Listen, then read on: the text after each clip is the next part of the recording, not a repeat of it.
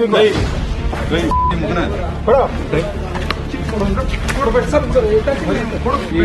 ನಾನು ಹೇಳ್ತಾ ಇದ್ದೀನಿ ಅದೇ ACP ಸೆಕ್ಷನ್ ACP ನೀವು ಏನಿದೆ ಡಾಕ್ಯುಮೆಂಟ್ ತಗೊಂಡು ಸ್ಟೇಷನ್ ಬನ್ನಿ ಗೊತ್ತಾಯ್ತಲ್ಲ ನಿಮ್ ಡಾಕ್ಯುಮೆಂಟ್ ತಗೊಂಡ್ರಿ ಅವ್ರು ತರಿಸ್ತೀವಿ.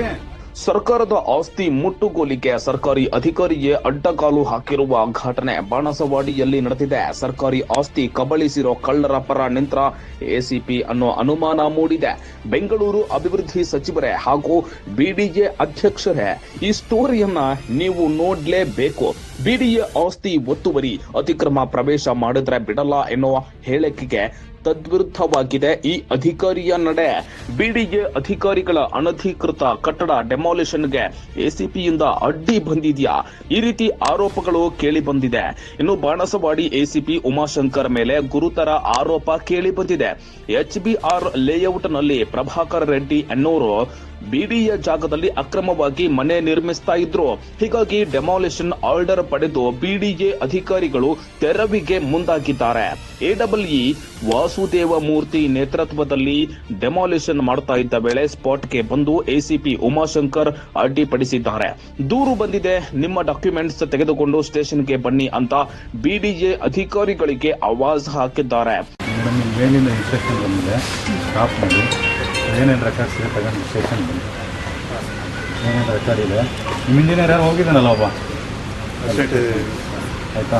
ಸ್ಟಾಪ್ ಮಾಡಿ, ಏನು ಕೆಲಸ ಆಗಬಾರ್ದು. ಶಿವಪ್ಪ, ಆ ಡ್ರೈವರ್ ಯಾರು ಇದ್ದಾರಲ್ಲ ಕೀ ತಗ.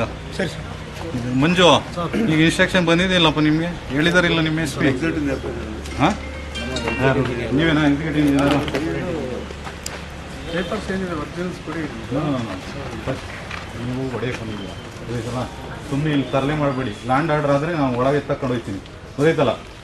ಒಂದು ಇನ್ಸ್ಟ್ರಕ್ಷನ್ ಮೇಲಿಂದ ಬಂದ್ಮೇಲೂ ನೀವು ಕತೆ ಹೇಳಿದ್ರೆ ನೀವು ಕತೆ ಏನು ಹೇಳ್ತಿಲ್ಲ ಸರ್. ಇನ್ನೇನು ಅದು ಸರ್ವೆ ನಂಬರ್ ಬೇರೆ ಇತ್ತು. ನಿಮಗೆ ಧೈರ್ಯ ಇದ್ರೆ ಬಂದು ಹೊಡಿಬೇಕಿತ್ತು ಯಾವಾಗ್ಲೇನೆ. ನೀವೇನು ಪೊಲೀಸ್ ಅಷ್ಟೇನು ಕೇಳಿಲ್ಲ ನೀವು? ತಗೊಂಡಿದ್ದೀವಿ ಸರ್ ನಿಮ್ಮ ಪ್ರೊಟೆಕ್ಷನ್. ಅದನ್ನೇ ಹೇಳ್ತಾ ಇರೋದು. ಅದಕ್ಕೆ ಈಗ ನೋಡ್ರಿ, ನಾನು ಹೇಳ್ತಾ ಇದ್ದೀನಿ as A ACP section ACP ನೀವು ಏನಿದೆ ಡಾಕ್ಯುಮೆಂಟ್ ತಗೊಂಡು ಸ್ಟೇಷನ್ಗೆ ಬನ್ನಿ ಗೊತ್ತಾಯ್ತಲ್ಲ? ನಿಮ್ ಡಾಕ್ಯುಮೆಂಟ್ ತಗೊಂಬರ್ರಿ, ಅವ್ರು ತರಿಸ್ತೀವಿ. ಆಯ್ತು, ತರ್ತೀವಿ. ಆಯ್ತು, ತಗೊಂಡ್ಬರ್ತೀವಿ, ತರಿಸ್ತೀವಿ. ಅವ್ರದ್ದು ನಮ್ಗೆ ಇನ್ಸ್ಟ್ರಕ್ಷನ್ಸ್ ಇದೆ, ಆ ಪೇಪರ್ಸ್ ಕಲೆಕ್ಟ್ ಮಾಡ್ಕೊಳ್ಳಿ, ಲಾ ಸೆಕ್ಷನ್ ಹತ್ರ ಚೆಕ್ ಮಾಡಿಸಿ. That's why I am asking. Okay, that's why I am asking. ಅದೇ ಪೇಪರ್ಸ್ ಕೊಡ್ಲಿ ಅವರು. ಒಂದು ಜುಡಿಷಿಯಲ್ ಇವರು ಮಿನಿಸ್ಟರ್ ಫೋನ್ ಮಾಡಿ ಹೇಳ್ತಾ ಇದಾರೆ, ಸುಮ್ಮನೆ ಉಳಿತಾರೆ, ನೀವು ನಿಮ್ಮ ಪಾಡಿಗೆ ನೀವು ಮಾಡ್ತಾ ಇದ್ರೆ. ಇರಪ್ಪ, ಆಯ್ತು, ನಿಂದೇನಿದೆ ತಗೊಂಬ, ನಿಂದು ತಗೊಂಬ. ಸುಮ್ಮನೆ ಇಲ್ಲಿ ಕುತ್ಕೊಂಡು ಇಲ್ಲಿ 100 ಜನ ಸೇರಿಸ್ಕೊಂಡು ಇಲ್ಲಿ. ಇಷ್ಟಕ್ಕೆ ಸುಮ್ಮನಾಗದ ಎಸಿಪಿ ಸಾಹೇಬ್ರು ಪಾಪ ಕೂಲಿ ಕಾಸಿಗೆ ಬಂದಿದ್ದ JCB ಡ್ರೈವರ್ ಮೇಲೆ ಸಾರ್ವಜನಿಕವಾಗಿ ಹಲ್ಲೆ ಮಾಡಿ ಅವಾಚ್ಯ ಶಬ್ದಗಳಿಂದ ನಿಂದಿಸಿದ್ದಾರೆ. ಓಡಾಡಕ್ಕೆ ಜನಕ್ಕೆ ಓಡಾಡಕ್ಕೆ ಜಾಗ ಬಿಟ್ಬಿಟ್ಟು ಸೈಡ್ ಹಾಕ್ಬೇಕು. ಯಾವ JCB ಸೈಡ್ ಡ್ರೈವರ್ ನಮ್ಮವ್ರು ಯಾರು ಹೇಳಿದ? ಯಾಕೆ ನಿಮ್ಗೆ ಹೇಳಿದ್ರೆ ಒಂದು ಜುಡಿಷಿಯಲ್ ಆಫೀಸರ್ಗೆ ಒಂದು ಡ್ರೈವರ್ ಮಾತು ಕೇಳಲ್ಲ ನಿಮ್ಗೆ? ಹಿಂಗೆ ರೋಡಲ್ಲಿ ಅಡ್ಡ ಹಾಕೊಂಡು ಹೊಡಿತಾ ಇರೋದು ಸರ್. ಇಲ್ಲ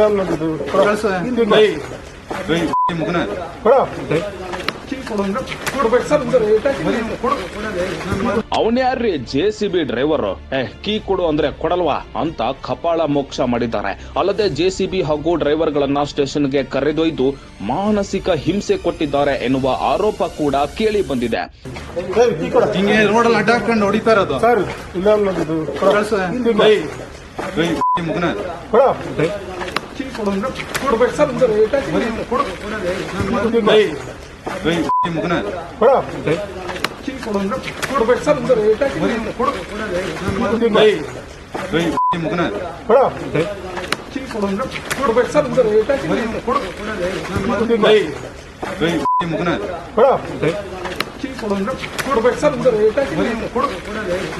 ಸರ್ಕಾರದ ಆಸ್ತಿಗಳನ್ನ ಸರ್ಕಾರಕ್ಕೆ ವಾಪಸ್ ತರೋದೇ ತಪ್ಪ DKC ಸಾಹೇಬ್ರೆ?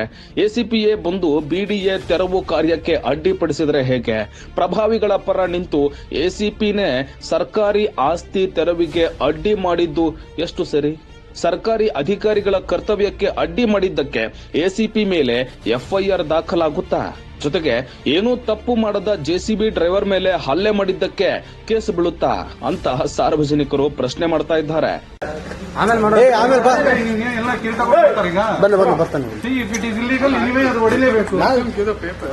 ನೀವು ಅವ್ರ ಹತ್ರ ಕೇಳೋದೆಲ್ಲ ಬುದ್ಧವಾಗಿದೆ. ಈಗ ನನ್ ಕೊಡಿ, ಬನ್ನಿ. ಇದು ಯಾರು ಓನರ ನೀವೇನಾ ನಿಮ್ದೇನು ಡಾಕ್ಯುಮೆಂಟ್ ಇದೆ ತಗೊಂಡು ಬನ್ನಿ ಓಕೆ ಈಗ ಇಲ್ಲಿ ಓಡಾಡಕ್ಕೆ ಜನಕ್ಕೆ ಓಡಾಡಕ್ಕೆ ಜಾಗ ಬಿಟ್ಬಿಟ್ಟು ಸೈಡ್ ಹಾಕ್ಬೇಕು ಯಾವನ್ JCB ಸರಿ ಡ್ರೈವರ್ ಏಯ್ ನಮ್ಮವ್ರು ಯಾರು ಹೇಳಿದ ಯಾಕೆ ನಿಮ್ಗೆ ಹೇಳಿದ್ರೆ ಒಂದು ಜುಡಿಷಿಯಲ್ ಆಫೀಸರ್ಗೆ ಒಂದು ಡ್ರೈವರ್ ಮಾತು ಕೇಳಲ್ಲ ನಿಮ್ಗೆ ಹಿಂಗೆ ರೋಡಲ್ಲಿ ಅಡ್ಡ ಹಾಕೊಂಡು ಹೊಡಿತಾ ಇರೋದು ಕಳ್ಸು. ಏಯ್, ಮಗನ ಕೊಡ್ಬೇಕು ಸರ್